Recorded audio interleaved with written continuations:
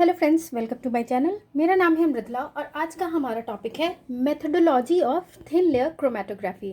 Previous video में हमने देखा था कि थिन लेयर क्रोमेटोग्राफी क्या होता है, उसके एडवांटेजेस, डिसएडवांटेजेस और एप्लीकेशन के बारे में, और वहाँ पे मैंने आपको आरएफ वैल्यू बताया था। इसमें आपको पूरा प्रोसेस बताऊंगी कि कैसे थिन लेयर क्रोमेटोग्राफी को परफॉर्म किया जाता है। तो बेसिकली जो थिन लेयर क्रोमेटोग्राफी जो है वो फॉलोइंग स्टेप्स इंक्लूड करता है। सबसे पहले तो हम प्लेट का सिलेक्शन करते हैं, फिर एड्जॉर्बेंस का, उसके बाद हम प्लेट का प्रिपरेशन करते हैं और उसको एक्टिवेट करते हैं। फिर उसके बाद उस सैम्पल प्रिपेयर किया जाता है और उसको फिर प्लेट पे लगाया जाता है। फिर उसके बाद हम सॉल्वेंट सेलेक्ट करते हैं जो कि आपका मोबाइल फेस बनता है। और उसके बाद डेवलपमेंट चैम्बर सेलेक्ट करते हैं जिसके अंदर टीएलसी प्लेट्स को रखा जाता है। और ये जो डेवलपमेंट होती है, मतलब कि आपका जो स्पॉट का ट्रैवलिंग होता है मोबाइल फेस के कारण, वो अलग अलग टेक्निक से परफॉर्म किया जाता है। उसके बाद हम चूँकि बहुत सारे कंपाउंड्स ऐसे होते हैं जो कलरलेस होते हैं, तो उनको डिटेक्ट करने के लिए कुछ डिटेक्टिंग रिएजेंट सेलेक्ट करते हैं हम। और फाइनली जो हमको क्रोमेटोग्राम मिलता है, यानी कि टीएलसी प्लेट जिस पे कि सैंपल ट्रैवल कर चुका होता है, स्पॉट्स विजिबल होते हैं, उसे ही क्रोमेटोग्राम बोलते हैं। तो फिर हम उसको इवेलुएट करते हैं। तो अब इस स्टेप को हम पूरे प्रोसेस से देखते हैं डिटेल में थोड़ा। तो सबसे पहला था सिलेक्शन ऑफ प्लेट। बेसिकली आपको टीएलसी के लिए ग्लास या फिर फ्लेक्सिबल प्लेट जैसे कि एल्युमिनियम फॉयल, पॉलीथिलीन या फिर प्लास्टिक स्ट्रिप्स जो है वो यूज़ किए जाते हैं। और सबसे वाइडली यूज्ड टीएलसी प्लेट के लिए होता है आपका ग्लास प्लेट। जो साइज़ होता है वो डिपेंड करता है कि आपको किस तरह का आप सेपरेशन करने वाले हो। जो क्रोमेटोग्राफिक टैंक है वो कैसा है, मतलब बड़ा, उसका साइज़ क्या है, और जो स्प्रेडिंग एपरेटस है वो कैसा अवेलेबल है, मतलब जो प्लेट प्रिपेयर कर रहे हैं और उस पर एड्जॉर्बेंट को स्प्रेड कर रहे हैं वो आपका कैसा है। तो बेसिकली जो स्टैंडर्ड साइज़ होता है टीएलसी प्लेट का वो होता है 20x5 सेंटीमीटर या 20x10 सेंटीमीटर या 20x20 सेंटीमीटर के प्लेट्स हम यूज़ करते हैं। कुछ आपको माइक्रोस्कोपिक स्लाइड्स भी है जो यूज़ किए जाते हैं कुछ एप्लीकेशन के लिए, जब आपको किसी तरह का कोई केमिकल रिएक्शन चेक करना हो, उनको मॉनिटर करने के लिए हम करते हैं। तो बेसिकली आपका जो एड्जॉर्बेंट होता है उसकी जो चॉइस होती है वो बहुत ज़रूरी होती है, क्योंकि उसका एक मेजर रोल होता है आपको कोई भी कंपाउंड, या वो नेचुरल ओरिजिन का हो या सिंथेटिक ओरिजिन का हो, उसके कंपोनेंट्स को सेपरेट करने में। ठीक है, तो इसलिए एड्जॉर्बेंट की जो चॉइस होती है वो डिपेंड करती है कि जो सब्सटेंस है वो कितना सॉल्युबल है। ठीक है, जो नेचर है कंपाउंड का वो क्या है, यानी कि वो एसिडिक है, बेसिक है, न्यूट्रल है या एम्फोटेरिक है। जो कंपाउंड है उसकी रिएक्टिविटी सॉल्वेंट के साथ क्या है और एब्जॉर्बेंट के साथ क्या है। ठीक है, और बाकी आपका जो कंपाउंड्स हैं उनकी केमिकल रिएक्टिविटी बाइंडर्स के साथ कैसी है, क्योंकि एब्जॉर्बेंट जो यूज़ कर रहे हैं उसके साथ कंपाउंड कितने अच्छे से बाइंड कर रहा है। तो बेसिकली आपके दो तरह के एड्जॉर्बेंट्स यूज़ किए जाते हैं, इनऑर्गेनिक एड्जॉर्बेंट और ऑर्गेनिक एड्जॉर्बेंट। अब हम देखते हैं कुछ एग्जाम्पल्स जो कॉमनली यूज्ड होते हैं आपको टीएलसी प्लेट प्रिपेयर करने के लिए। तो उसमें आता है सिलिका जेल, जो कि कॉमनली और वाइडली यूज्ड होता है, और ये मिलता है आपको सोडियम सिलिकेट के हाइड्रोलिसिस से, जब वो पॉलीसिलिक एसिड के साथ रिएक्ट करता है। उसके बाद उसको फर्दर कंडेंस किया जाता है और पोलीमराइजेशन से फाइनली आपको सिलिका जेल मिलता है। ये सिलिका जेल जो है जो हम यूज़ करते हैं उसका जो मीन पार्टिकल साइज होता है वो 15 माइक्रोमीटर होता है, या फिर इसका जो पार्टिकल साइज है वो आपको 5 to 40 माइक्रोमीटर के अंदर होना चाहिए, तभी आप अच्छा स्लाइड प्रिपेयर कर सकते हैं। सिलिका जेल होता है वो कॉमनली आपको सेपरेट करने के लिए, मतलब amino acids, alkaloids, fatty acids, lipids, steroids, essential oils, sugars या टर्पेनॉइड्स को सेपरेट करने के लिए यूज़ किया जाता है। सेकंड जो एड्जॉर्बेंट है वो है एल्यूमिना। ये आपको एल्यूमिना हाइड्रोक्साइड को अलग अलग मॉडिफाई करके मिल जाता है, और ये आपको जो प्रोड्यूस होता है उसका सरफेस, मतलब जो आपका एल्यूमिना होता है उसका सरफेस या तो एसिडिक हो सकता है, बेसिक हो सकता है, या फिर न्यूट्रल हो सकता है। इसको नॉर्मली बाइंडर के साथ यूज़ नहीं करते हैं, जबकि सिलिका जेल जो होता है उसमें बाइंडर की ज़रूरत पड़ती है। इसमें आपका कुछ और भी एग्जांपल्स है, जैसे एसिडिक एल्यूमिना, ये आपको न्यूट्रल या फिर एसिडिक मटेरियल को सेपरेट करने के लिए यूज़ किया जाता है। न्यूट्रल एल्यूमिना आपको ऑर्गेनिक एलिमेंट के सेपरेट करने के लिए यूज़ होता है। बेसिक एल्यूमिना आपको स्टेरॉइड्स, एल्कलॉइड्स एंड एरोमेटिक या अनसैचुरेटेड हाइड्रोकार्बन्स को सेपरेट करने के लिए यूज़ करते हैं। कैल्शियम कार्बोनेट जो है वो आपको ज़ेंथोफिल्स या फिर नैप्थोक्यूनॉन्स या फिर कुछ अदर पिगमेंट्स को सेपरेट करने के लिए यूज़ करते हैं। कैल्शियम सल्फेट जो है वो स्टेरॉइड्स और लिपिड्स को सेपरेट करने के लिए यूज़ किया जाता है। किसल गुआर यानी डायमेटेशियस अर्थ, ये आपको बाइंडर के साथ और बिना बाइंडर के भी अवेलेबल होता है, और ये आपको सिलिका जेल और एल्युमिना के कंपैरेटिव ज़्यादा अच्छा एब्जॉर्बेंट नहीं होता है। मतलब इसमें जो कंस्टेंट होते हैं वो उतने आपको विजिबल नहीं होते हैं, सेपरेशन अच्छा नहीं होता है। मैग्नीशियम सिलिकेट ये आपको शुगर एसिटेट को सेपरेट करने के लिए यूज़ होता है, जबकि मैग्नीशियम ट्राइसिलिकेट जो है वो स्टेरॉइड्स, एसिटिलेट, ग्लाइकोसाइड्स, ईस्टर्स, ग्लिसराइड्स और लैक्टोन को सेपरेट करने के लिए यूज़ करते हैं। पॉलीएमाइड जो है वो फ्लेवोनॉइड्स या फिनोलिक सब्सटेंस के सेपरेशन के लिए यूज़ करते हैं, और पॉलीएथिलीन पाउडर जो है वो फैटी एसिड्स और उसके करस्पॉन्डिंग ईस्टर्स को सेपरेट करने के लिए यूज़ करते हैं। उसके बाद हम अब प्लेट सेलेक्ट करने के बाद, एब्जॉर्बेंट सेलेक्ट करने के बाद हम प्लेट्स का प्रिपरेशन करते हैं। तो प्रिपरेशन के लिए basically pouring, dipping, spraying, spreading use करते हैं, या फिर प्री कोटेड प्लेट्स जो है वो ऑलरेडी आपको अवेलेबल होती है, हम उसका यूज़ कर सकते हैं। पोरिंग में क्या, पहले हम स्लरी प्रिपेयर करते हैं, उसके बाद इस तरह से टीएलसी प्लेट हम टिल्ट करते हैं, लेवल करते हैं, और यहाँ से फिर स्लरी को पोर करते हैं। जब ये आपका यहाँ पे आने लगता है, मतलब कि सपोज करिए ये आपका स्लाइड है, तो आपने ऐसे किया, यहाँ से पोर किया, तो धीरे धीरे जो आपका सिलिका जेल है वो नीचे की तरफ जाएगा। फिर आप इसको ऐसे टिल्ट करके उसको यूनिफॉर्मली स्प्रेड करने की कोशिश करेंगे। जब आप यूनिफॉर्मली प्लेट को प्रिपेयर कर लेंगे, स्प्रेड कर लेंगे, तो उसके बाद प्लेट को हम फिर ओवन में रख देते हैं ड्राई करने के लिए। डिसएडवांटेज इस पोरिंग मेथड का ये है कि इसमें जो है थिकनेस की यूनिफॉर्मिटी जो होती है वो सही नहीं होती है, मतलब हम इंश्योर नहीं कर सकते कि वो प्रॉपर तरीके से स्प्रेड हुआ है। सेकेंड प्रोसेस है डिपिंग। डिपिंग में क्या करते हैं कि हम 2 प्लेट लेते हैं, ठीक है, हमने ऐसे 2 प्लेट लिए और दोनों को एक जो बैक साइड होता है उनका कनेक्टेड हो जाता है। फिर इसको हम क्या करते हैं, ऐसे स्लरी वाला जो कंटेनर होता है उसमें डिप करते हैं। डिप करने के बाद हम इसको निकालते हैं और फिर इन दोनों प्लेट्स को हम अलग अलग ऐसे कर देते हैं, और उसके उसमें जो भी स्लरी है उसको मेंटेन करने की कोशिश करते हैं, यूनिफॉर्मली स्प्रेड करने की कोशिश करते हैं, और उसके बाद इसको ओवन में रख के हम ड्राई कर लेते हैं। इसमें ये एडवांटेज होता है कि इसमें हम large number of plates prepare कर सकते हैं, अगर हमें तुरंत ही क्वालिटेटिव सेपरेशन करना हो तो। डिसएडवांटेज क्या है कि इसमें बहुत ज़्यादा स्लरी की ज़रूरत पड़ती है कि कुछ ही प्लेट्स प्रिपेयर करने के लिए, और जो एग्जैक्ट थिकनेस होती है वो लेयर की वो मेंटेन नहीं हो पाती है। थर्ड स्टेप है आपका, आप स्प्रेइंग से कर सकते हो। इसमें सस्पेंशन या स्लरी को हम प्लेट के ऊपर स्प्रे के थ्रू प्रिपेयर करते हैं, मतलब स्प्रे के थ्रू हम उसके ऊपर स्प्रेड करते हैं और फिर हमारा प्लेट प्रिपेयर हो जाता है। डिसएडवांटेज इस मेथड का ये है कि इसमें जो यूनिफॉर्मिटी होती है वो लेयर की, वो आपकी सिंगल प्लेट पे ज़रूरी नहीं है कि वो सही तरीके से हो, कहीं थिक या फिर कहीं थिन हो सकती है, और वेरिएशंस होते हैं एक से दूसरे प्लेट में। नेक्स्ट स्टेप है आपका स्प्रेडिंग। स्प्रेडिंग में क्या करते हैं कि हम सस्पेंशन या स्लरी को एप्लीकेटर में फिल करते हैं, और फिर वो आपको स्टेशनरी प्लेट के ऊपर मूव करता है और उसको अच्छे से स्प्रेडिंग करता है आपका एड्सॉर्बेंट का।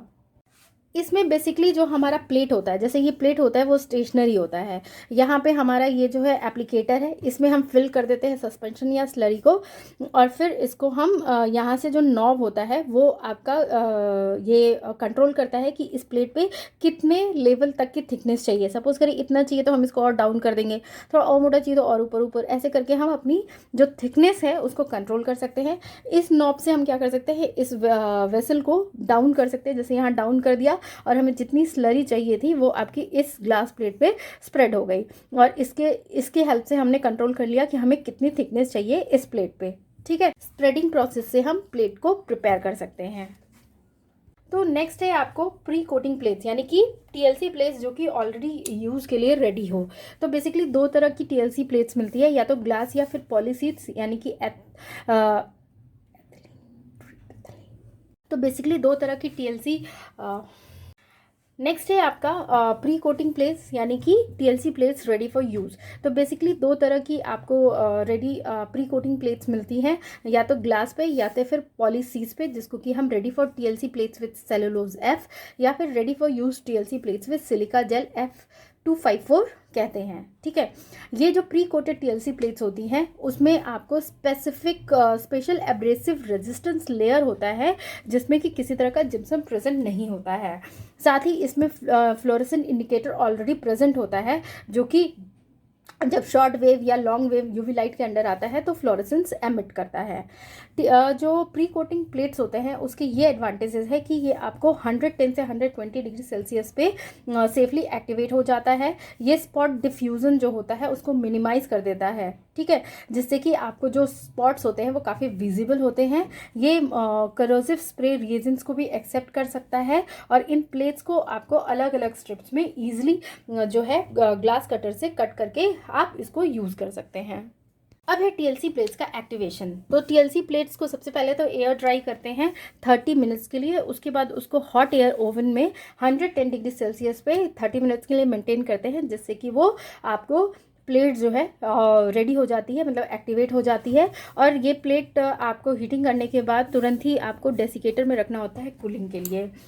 अब है next preparation and application of sample. तो जो भी सैंपल हम प्रिपेयर करते हैं सॉल्वेंट में वो आपकी कंप्लीटली सॉल्युबल होना चाहिए, मतलब जो सैंपल लिया वो जिस भी सॉल्वेंट में लिया वो उसमें अच्छे से डिजोल्व हो जाए। नॉर्मली 0.1% ऑफ सॉल्यूशन लेते हैं हम सैंपल का, जो कि हम प्लेट पे अप्लाई करते हैं कैपिलरीज, माइक्रो पिपेट या फिर माइक्रो सिरिंज का यूज़ करके। सॉल्वेंट जो होता है जिसमें कि सब्सटेंस डिजोल्व होता है उसको फिर अलाउ करते हैं कि वो इवेपोरेट हो जाए, फिर सैंपल को अप्लाई करते हैं प्लेट पे। हमेशा जो जैसे ही हमारा प्लेट हुआ तो इससे थोड़ी सी जो एज है उसके थोड़े ऊपर हम यहाँ पे ऐसे सैंपल को मार्क करते हैं, मतलब कि वहाँ पे स्पॉटिंग करते हैं। ठीक, ऑरिजिन जो है इतना दूर होना चाहिए जिससे कि अगर हम इसको सॉल्वेंट में ऐसे डब करते हैं तो स्पॉट आपका बिल्कुल डिजॉल्व नहीं होना चाहिए, थोड़ा सा मार्जिन होना चाहिए। ठीक है, अब उसके बाद है कि सॉल्वेंट का सिलेक्शन, जैसे जो हम मोबाइल फेस सेलेक्ट करते हैं तो ये आपको बेसिकली डिपेंड करता है 2 फैक्टर्स पे। फर्स्ट है कि किस तरह का सब्सटेंस जिसको कि हम सेपरेट करने जा रहे हैं वो पोलर है या फिर नॉन पोलर है, और जो कौन सा प्रोसेस इन्वॉल्व है यानी कि एड्जॉर्प्शन या पार्टीशन क्रोमेटोग्राफी, इस पर डिपेंडेंट होता है कि आप क्या सेलेक्ट करते हो मोबाइल फेस के रूप में। यहाँ पे मैंने आपको कुछ सॉल्वेंट्स उनके इंक्रीजिंग एल्यूटिव पावर के बेसिस पे बताया है, जैसे कि सबसे पहले petroleum ether, carbon tetrachloride, trichloroethylene, benzene, dichloromethane, chloroform diethyl ether, dimethyl formamide, इस तरह से ये हो गए। टीएलसी में आपको बेसिकली जो कॉम्बिनेशंस होते हैं दो सॉल्वेंट्स के वो ज़्यादा आपको विजिबल इफेक्ट शो करते हैं अगर आप उसको मोबाइल फेस के रूप में यूज़ करते हो। तो उनका रेशियो 1:1, 2:1 इस तरह से हम लेते हैं जब मोबाइल फेस के रूप में यूज़ करते हैं। नेक्स्ट है आपका डेवलपमेंट चैम्बर, यानी कि जिसमें हम टीएलसी प्ले हैं और वो आपको डिफरेंट साइजेस और स्टैंडर्ड डायमेंशंस के यूज़ किए जाते हैं। तो ये आपका डेवलपमेंट चैम्बर है, ये क्लोज होता है, इसमें टीएलसी प्लेट्स यहाँ ऐसे रखते हैं और इसी में नीचे में मोबाइल फेस आपको रखा जाता है। तो सबसे पहले तो जो भी मोबाइल फेस हम यूज़ कर रहे हैं उसको सबसे पहले चैम्बर में हम रख देते हैं और थोड़ी देर के लिए उसको क्लोज करके छोड़ देते हैं, जिससे क्या होता है कि वो वेपर्स जो सॉल्वेंट्स का होता है वो पूरे चैम्बर में अच्छे से सर्कुलेट हो जाता है और उसको सैचुरेट कर देता है। ठीक है, उसके बाद हम टीएलसी प्लेट को स्पॉट करते हैं और उसके बाद उस चैम्बर में हम रख देते हैं। और जो प्लेट होता है वो वेट होता है, मतलब उसमें जो डेवलपमेंट होता है स्पॉट का या तो असेंडिंग टेक्निक से होता है या फिर डिसेंडिंग टेक्निक से होता है। ये आपका असेंडिंग टेक्निक है और ये आपका डिसेंडिंग टेक्निक है। असेंडिंग में क्या होता है कि जो प्लेट्स होते हैं उसमें मोबाइल फेस जो होता है वो नीचे होता है और जो ये ग्रेविटी के अगेंस्ट ऊपर की तरफ जो है वो मोबाइल फेस आपका मूव करता है और जो सैंपल की मार्किंग होती है वो भी आपकी डिपेंडिंग अपॉन अपना उनके साथ क्या रिएक्शन है वो विजिबल होती है। लेकिन डिसेंडिंग में क्या होता है कि हमारा सॉल्वेंट सिस्टम यहाँ होता है और यहाँ पे कॉटन का विक या फिर फिल्टर पेपर होता है और मूवमेंट जो होता है वो ग्रेविटी के साइड होता है, मतलब नीचे की साइड होता है। स्पॉट की मार्किंग आपकी यहाँ होती है और सॉल्वेंट का मूवमेंट ऐसे नीचे होके आपको जब आप प्लेट को ड्राई करते हो तो स्पॉट विजिबल होते हैं। ठीक है, जो यहाँ पे जो सॉल्वेंट का मूवमेंट है यानी कि मोबाइल फेस का मूवमेंट है वो आपके जो प्लेट्स हैं उसमें आपको लगभग 2/3 तक जब हो जाए तो उसके बाद हम टीएलसी प्लेट्स को चैम्बर से निकाल लेते हैं, उसको एयर ड्राई करते हैं और जो भी पोजीशंस होते हैं फिर उनको हम लोकेट करते हैं कंपोनेंट्स के। बेसिकली जो आपका टेम्परेचर और लाइट होता है वो ऑक्सीडेशन को इंक्रीज़ करता है, इसीलिए जो स्टैंडर्ड एक्सपेरिमेंटल पैरामीटर होता है टेम्परेचर और लाइट का, वो होता है 18 to 23 डिग्री सेल्सियस आपका टेम्परेचर होना चाहिए जहाँ पे आप टीएलसी परफॉर्म कर रहे हो, और लाइट जो है वो डिफ्यूज डे लाइट होना चाहिए, चाहे नेचुरल हो या फिर आर्टिफिशियल हो। नेक्स्ट है आपका डेवलपमेंट के कौन कौन से टेक्निक हैं। तो असेंडिंग डेवलपमेंट हो गया, डिसेंडिंग जो कि मैंने अभी आपको बताया कि कैसे होता है। उसके अलावा है आपका horizontal development, multiple development, step wise development, 2 dimension development और रिवर्स फेज टीएलसी। ठीक है, अब हम देखते हैं location of spots and detecting reagent. हमने चैम्बर में रख लिया, चैम्बर से प्लेट निकाल के हमने उसको ड्राई कर लिया। अब हमारा काम क्या है, जो भी हमने कंपाउंड लिया है उसमें कितने कंपोनेंट्स हैं उनके स्पॉट्स को हम आइडेंटिफाई करेंगे। तो बहुत सारे कंपाउंड्स जो है जो टीएलसी से सेपरेट होते हैं वो कलरलेस होते हैं, इसलिए उनके पोजीशंस को लोकेट करने के लिए हम डिटेक्टिंग एजेंट यूज़ करते हैं। ठीक है, और बेसिकली ये जो लोकेशन होता है वो आपका 2 टाइप्स ऑफ मेथड से होता है। फर्स्ट हो गया फिजिकल मेथड और सेकंड हो गया केमिकल मेथड। यहाँ चार्ट से मैंने आपको शो किया है। फिजिकल मेथड में हम रिएजेंट्स यूज़ करते हैं डे लाइट, जिससे कि आपको अलग अलग कलर्स दिखाई देंगे और इससे हम कलर्ड कंपाउंड्स का आइडेंटिफिकेशन कर सकते हैं। यूवी लाइट हम में प्लेट्स को लेके जाएंगे तो जो फ्लोरेसेंस मटेरियल होगा उनके फ्लोरेसेंस स्पॉट्स आपको डार्क बैकग्राउंड के आगे विजिबल हो जाएंगे, और इससे बस आप बहुत सारे ऑर्गेनिक कंपाउंड्स को आइडेंटिफाई कर सकते हो।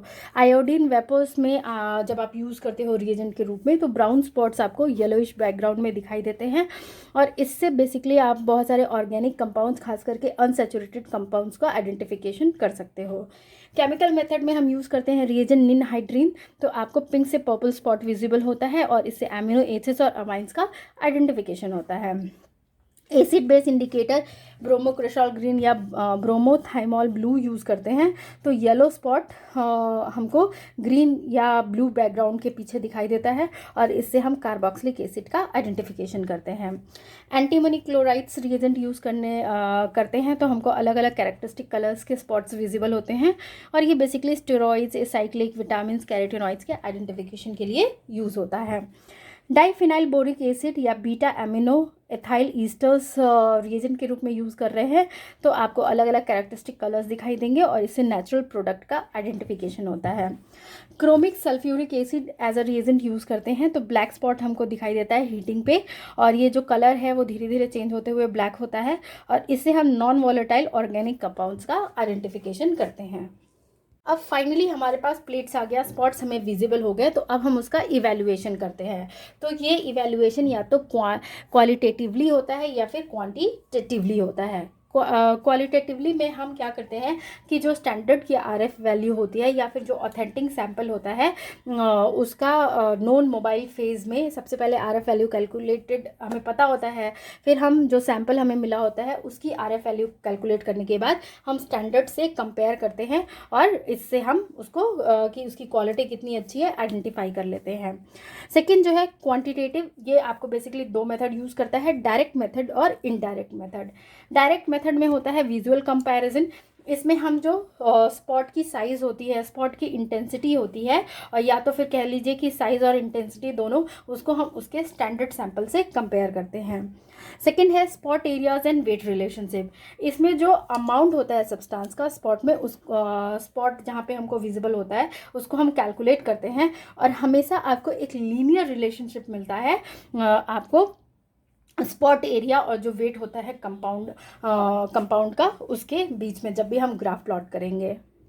स्पॉट डेंसियोमेट्री, इसमें क्या करते हैं कि जब क्रोमेटोग्राफ डेवलपमेंट के बाद प्लेट को हम स्पेसिफिक रिएजेंट से स्प्रे करते हैं और जो कलर डेवलप होता है उसको हम मेज़र करते हैं डेंसिटोमीटर या फिर जो स्पॉट फोटोग्राफ से या नेगेटिव्स यूज़ किए जाते हैं आपको डेंसिटोमीटर में।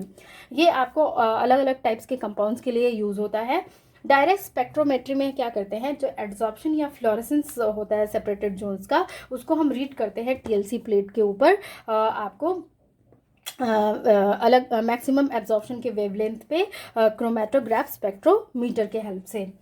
स्पेक्ट्रल रिफ्लेक्टेंस में स्पेक्ट्रल रिफ्लेक्टेंस जो होती है डाई का एब्जॉर्ब हुआ होता है उसको हम इन्वेस्टिगेट करते हैं। इनडायरेक्ट मेथड में जो हम यूज़ करते हैं उसमें बेसिकली क्या होता है कि अलग अलग स्टेप्स होते हैं। सबसे पहले हम टीएलसी को सेपरेट करते हैं, फिर उसके बाद क्वांटिटेटिव एल्यूशन करते हैं, उसको रिकवर करते हैं क्वांटिटी कितनी है प्रेजेंट है, और उसके बाद अलग अलग मेथड से हम उसको एस्टिमेट करते हैं, इसीलिए इसे एल्यूशन टेक्निक भी कहा जाता है। तो इसका पूरा प्रोसेस क्या होता है, सबसे पहले जो एरिया जहाँ पे आपका सब्सटेंस लोकलाइज्ड हुआ है उसको हम मार्क करते हैं, उसके बाद उसको वहाँ से स्कूप कर लेते हैं, मतलब निकाल लेते हैं उतने एरिया को वैक्यूम क्लीनर की हेल्प से, ताकि किसी तरह का कोई लॉस ना हो।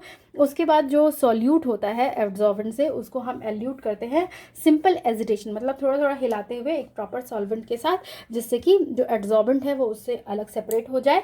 फिर एल्यूट जो निमला होता है उसको एनालाइज करते हैं कलोरीमेट्री, स्पेक्ट्रोमेट्री, फ्लोरीमेट्री या रेडियोमेट्री जैसे प्रोसेस से। ठीक है, तो ये था अबाउट आपका पूरा प्रोसेस कि कैसे हम पूरा टीएलसी प्लेट प्रिपेयर करते हैं, उसके बाद जो हमें स्पॉट्स विजिबल होता है उसको कैसे फिर हम इवेलुएट करते हैं। ठीक है, तो ये पूरा मेथड था।